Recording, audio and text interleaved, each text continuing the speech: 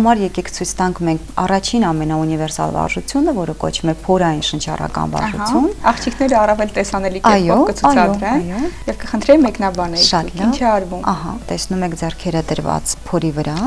խորը շունչ կատարելով փորը կարծես ուռացնում են, դանդաղ առանց լարվելու են շնչում եւ երբ որ արտաշնչում են, փորը մտնում է կարծես թե մեջ։ Հանգիստ պետք է առանց լարվելու կատարել վարժությունը եւ բնականաբար մենք հիմա կրկնում ենք այդ վարժությունը, դուք տեսնում եք 2-ից 3 անգամ մենք կրկնենք դուք ինչքան որ ձեզ հարմար է։ Շատ པարզ շնչառական է, այստեղ կարևորը քթով շնչելն է, բերանը չբացել, որ բացելները ավելորդ չմտնեն։ Փորային շնչառությունը ձեզ նաեւ կօգնի որովայնի շրջանում տեղակայված բոլոր օրգանների ներքին թթվածնային մերսման ենթարկել եւ առողջացմանը դա նպաստող հանգամանք է։ Անցնենք մյուս վարժությանը։ Հիմա կրծքավանդակային շնչառությունը ցույց կտանք ձեզ, նույնը պարզապես կրծքավանդակի վրա դրված ձեռքերով, կրծքավանդակը ուռչում է օդ հավաքելուց եւ մտնում է ներս արտաշունչ կատարելով։ Այսպես ինչքան որ ձեզ հարմար է, 1-ից 2 րոպե կատարելը շատ ձեզ կօգնի։ Իսկ դա ինչ է անում։ Դա թոքերն է բացում, թոքերի վենտիլյացիան է ապահովում, որպեսզի հեռուստատողը իմանա ինչի համար է իհարկե,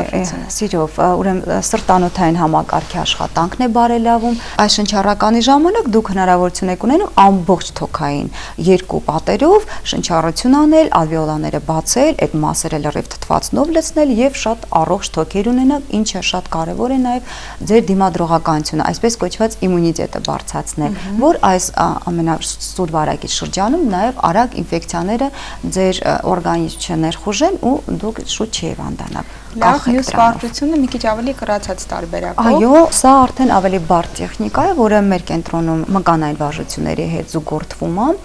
Ուրեմն սա կոչվում է ստոծանային կամ աերոբային շնչառական վարժություն։ Մենք կատարելու ենք այս վարժությունը կիսա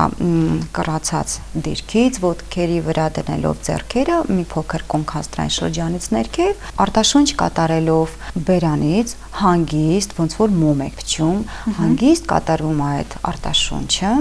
դրանից հետո արդեն խորը շունչ են կատարում միայն քթով, միշտ հիշեք քթով ենք միայն շնչում, արտաշունչը կարելի է բերանով եւ բերանը բացած թափով մենք արտաշունչ են կատարում դուրս, ինչքան օդ կա միջև վերջ հանելով, դրանից հետո բերանը փակ, շունչը պահած, կանգնում ենք մի քանի վայրկյան, այսպես կանգնելով մոտորապես 5-ից 6 վայրկյան, եթե չեք դիմանում ավելի քիչ, նորից բերանը փակ շունչ են կատարում, այսինքն լավ օդ ենք վերցնում եւ բերանը բացելով հանգիստ արտաշնչում ենք օդը դուրս։ Ասեմ, որ ամեն անգամ, երբ որ դուք շունչ եք հավաքում, դուք թթվածին եք մուտք գործում օրգանիզմ, թույլ եք տալիս մուտք գործի օրգանիզմ, իսկ երբ որ արտաշնչում եք, ածխաթթու գազն եք հանում, որը մեր օրգանիզմում ավելցուկային մաս ունի։ Շատ կարևոր է բջիջի համար ածխաթթու գազը, պետք չի միջև վերջ ազատվել, բայց ավելցուկայինը դա արդեն բերում է մեր օդափոխանակության, օրգանիզմի օդափոխանակության խանգարմանը։ Վարժությունը միտված է ձեր մեջքի ցավերը հանելու, ողնաշար ուղղելու եւ նաեւ գոտկատեղի աղային կուտակումների դեմ պայքարելու համար։ Դա կանգնած հենված պատին։ Դա կանգնած հենված պատին, մի փոքր մոտեցեք ձեր ամենամոտ պատին տանը եւ կանգնեք մեր աղջիկների դիրքով, բարձրացրեք ձեր ձեռքերը հավասարաչափ զուգահեռ եւ ուսերի մակարդակով թեքվեք դեպի պատը։ Գլուխը հակառակ կողմը բերեք, որ հանգիստ կարողանաք նաև վզի մկանները մարզել։ Եվ այսպես մի քանի վայրկյան մնացեք։ Իհարկե մեր կենտրոնում այս վարժությունը բարդ տեխնիկայով շնչառական կկատարեք, որը արդեն ձեզ համար 1 օր անց լրիվ դյուրին վարժություն է դառնալու։ Ամեն դեպքում տան ինքնուրույն ինքնուրույն շնչառական, բացի փորային կրծքավանդակային շնչառություններից խորհուրդ չեմ տա անել։ Ինչու, որովհետև կարող են հակացություններ լինել։ Դրա համար էլ անհատական մոտեցում մասնագիտացված կենտրոնների շատ կարևոր է։ Անցնենք այդ ոտքային վարժություններին, որը նիհարեցնող է, ասեցիք, ու շատ էֆեկտիվ, ու բոլոր մոդելները Այո, անում են այդ վարժությունները, բոլոր մոդելները ախտի, այո։ Իհարկե, եթե իրենք ուզում են գեղեցիկ լինել։ Ուրեմն մենք իջնում ենք ձեռքերի վրա արմունկները հատակին եւ մի ոտքը դնում ենք հետ թաթիկի վրա։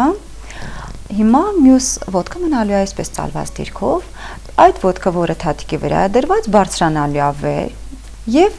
թաթիկը դեպի ներս ծալելով Մենք հիմա հետևի մասի մկանի վրա ենք աշխատելու եւ նաեւ շատ ուժեղ անտիցելյուլիտ վարժություն է սա լինելու։ Ուրեմն կատարեք այս վարժությունը օրական 3 անգամ եւ դուք ցելյուլիտի խնդիր ընդհանրապես չեք ունենա։ Սա շնչառականով նաև շատ արդյունավետ կնի կրկնապատկում, եռապատկում շնչառականով բացած Հիմա տեսնում եք մեր մեր աղջիկները արդեն մյուս ոտքով են դա կատարում, դուք էլ կատարեք մյուս ոտքով, 2-ից 3 անգամ ամեն վարժություն կատարել։ Եվ դաշտանային ցիկլի կարգավորման համար կային վարժություններ։ Մեր աղջիկների շատ սիրած վարժությունն է, որովհետև եւ դաշտանային ցիկլերը եւ կլիմակտերիկ շրջանում տհաճ երևույթներն են մեղմանում եւ ամենակարևորը, եթե ունեն արգանդի իջեցում կանայք, արգանդի թեքություն, որը խոչընդոտում է արագ հղիանալուն, գնում են, բուժվում են, բավականին ծանր պրոցեդուրաներ են սրանք, ոչ մի կարիք չկա, փորձեք դեռ բնական մեթոդներով։ Այս վարժությունը ձեզ շատ կօգնի եւ սա կատարվում է մեջքի վրա պարկած դիրքով, ոտքերը ծալված են եւ դուք հետույքը բարձրացնելով վերև մի քանի վայրկյան մնում եք, մինչեւ 1 րոպե կարելի է մնալ վերևում։ Սա որովայնի մկաններն է շատ լավ ձգում, ինքը ուժեղ պրեսի վարժություն է նաեւ եւ իհարկե ողնաշարի ու մեջքի համար է նախատեսված։ Ցանկացած վարժություն պետք է միայն հաճիկով կատարել։ Զգացիկ լարվածություն դադարեցնում եք անմիջապես։ Եվ սա ալիքաձև շարժումները ինչի համար են ողնաշարի չէ թերևս։ Ալիքաձև վարժությունները բոլորը միտված են ողնաշարի ուղղմանը եւ օստեոխոնդրոզի կանխարգելմանը։